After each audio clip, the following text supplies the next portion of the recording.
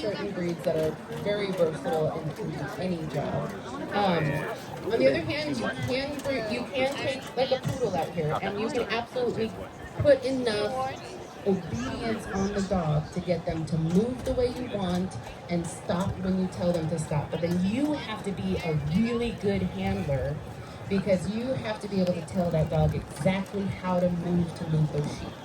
I am extremely lazy.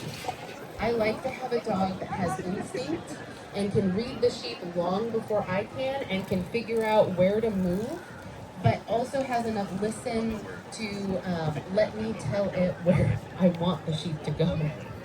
So it's a fine balance. So it was a very long question to a very good question, or a very long answer to a good question. So out right now we have Karen. Karen and her dog River.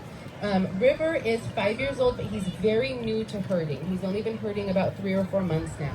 He started his life as a pet and has since found, his purpose in life, which these dogs very often find as sheep.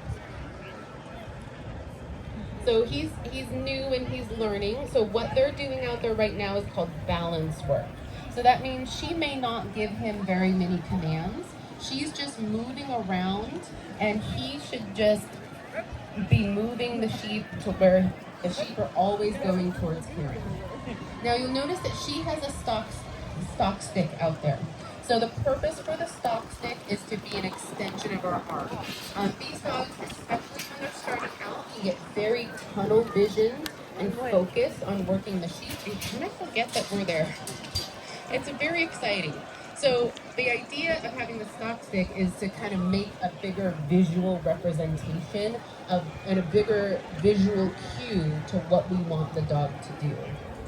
So you'll see she's always pointing the stick away from the dog, and she's using it as kind of like a stop sign. So if the dog is like right now kind of going around, she's trying to get ahead of him and use that as a stop sign saying, no, I want you to go the other direction.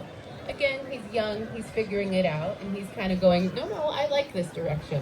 So, it's part of the learning process.